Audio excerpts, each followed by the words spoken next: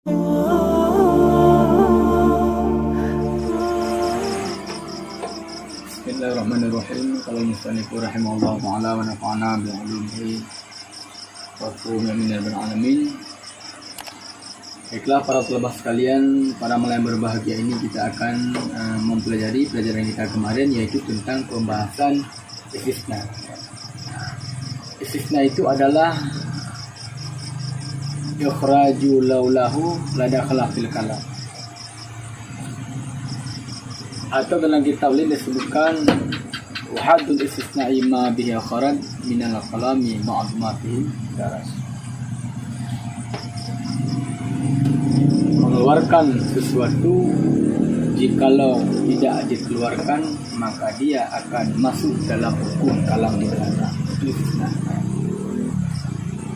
Oke, dalam istisna itu ada yang namanya mustasnamen, ada yang namanya mutasna, ada yang namanya adat istisna.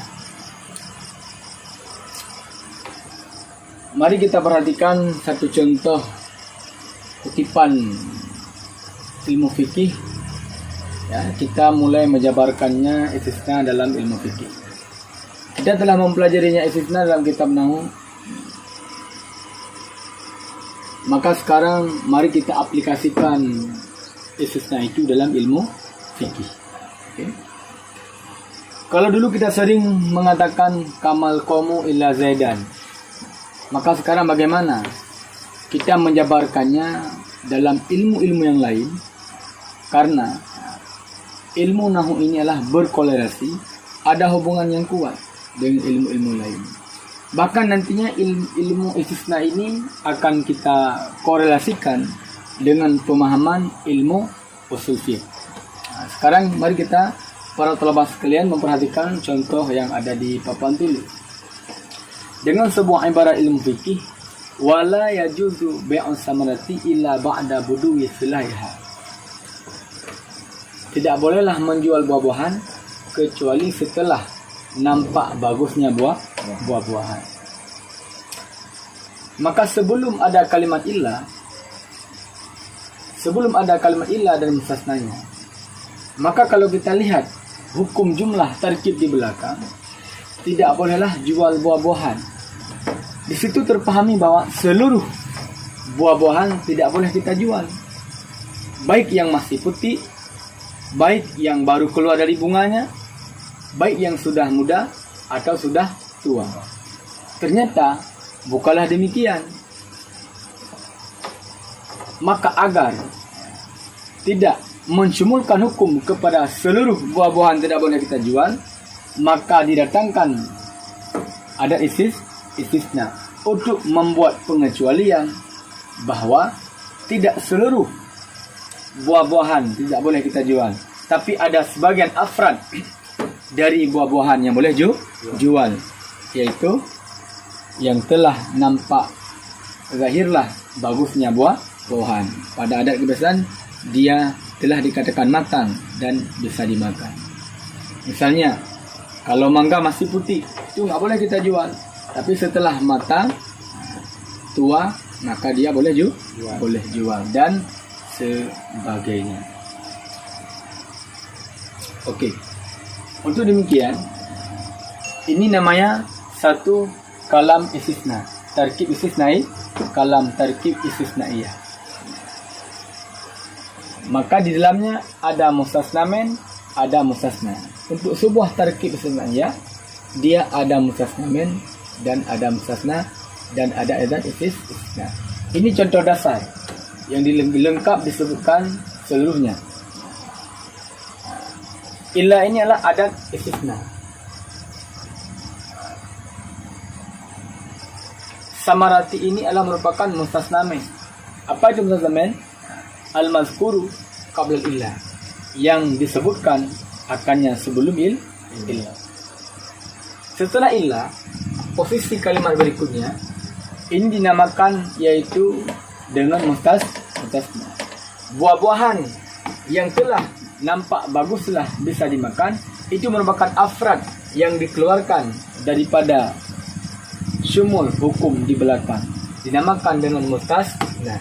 Apa itu mustasna? Al-mazkuru ba'da illah, yang disebutkan akannya setelah illah. Ini contoh dasar bahwa undang-undangnya mustasna men, ada istisna dan mustasna. Kadang-kadang ada keadaan yang kebalikan.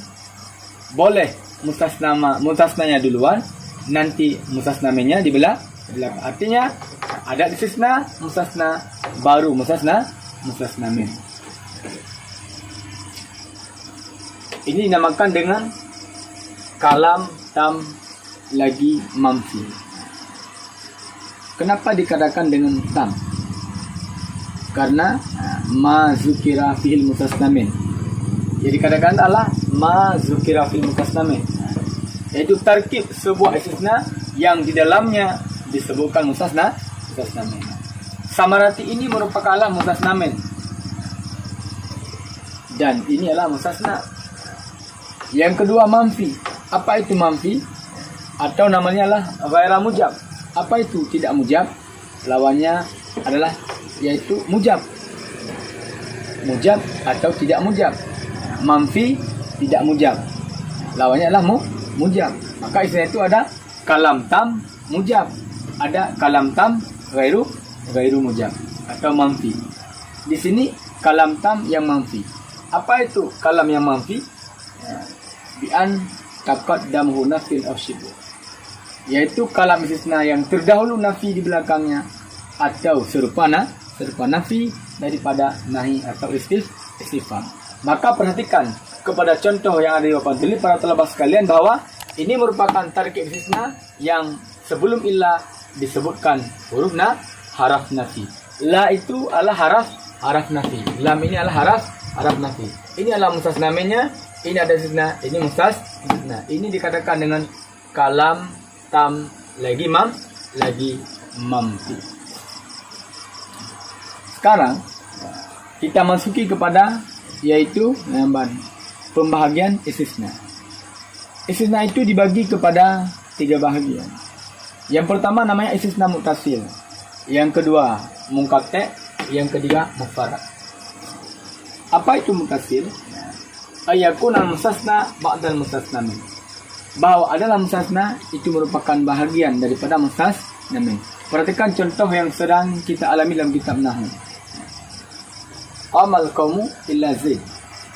Berdirilah kaum kecuali si D.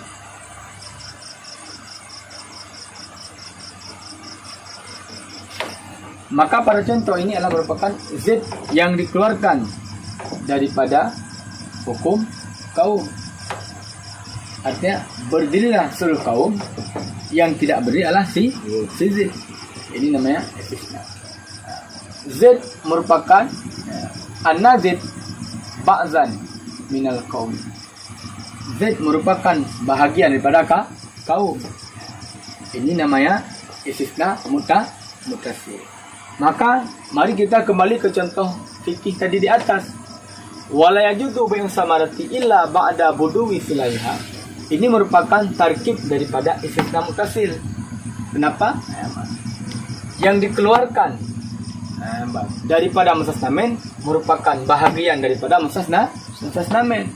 Mustasna merupakan bahagian mustasnamin. Artinya ada afrad buah-buahan daripada seluruh buah-buahan yang tidak boleh jual, ya. Daripada keseluruhan buah-buahan yang tidak boleh jual, ada afradnya, yaitu yang boleh jual. Maka di sini terpahamilah umum. Pada waktu terpahami umum, ya, maka pada waktu itu kita boleh mengkorelasikan dengan satu fan ilmu usul fiqh, yaitu pembahasannya taksis. Maka setelah ilah adalah tertaksis. Ini adalah taksis. Namanya taksis muttasil. Apa itu taksis? Tamyizu ba'di jumlah. Membedakan sebahagian jumlah yang tercakup dalam hukum di belakang. Maka sesuailah antara penjabaran taswir istisna muttasil dengan taksis muttasil. Artinya adalah afrad yang dikeluarkan oleh ada istisna merupakan bahagian yang syumul ke dalam afrad mustasna-men. Maka dikeluarkanlah, ditaksiskan sebahagiannya. Maka yang boleh jual iaitulah yang telah nampak bagus daripada buah-buahan tersebut yang telah bisa dimakan.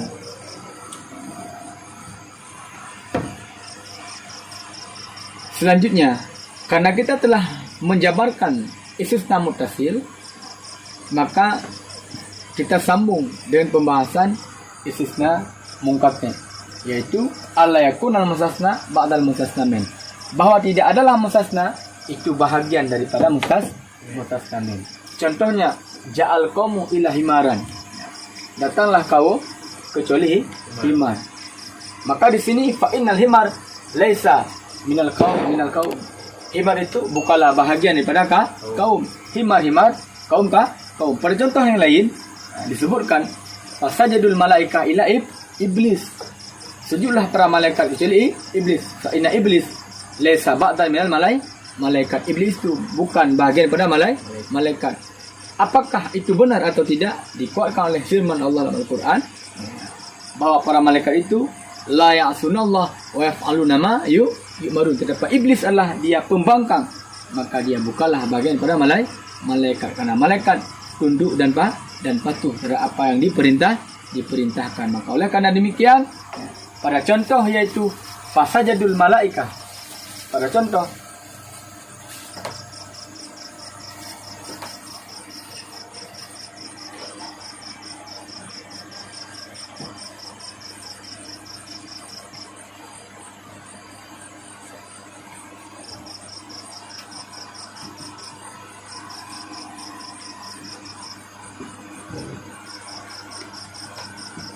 fasajadul malaika ila iblis, ini tergolong kepada istisna munqati'. Artinya iblis bukan bahagian daripada malaikat. Malaikat adalah kalimat mustasna-men, iblis adalah mustasna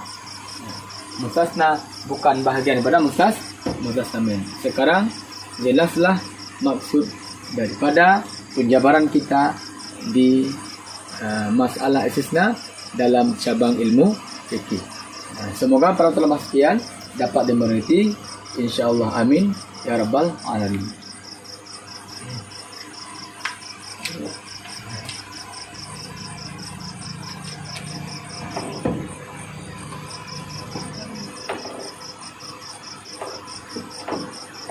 Jadi yang itu harap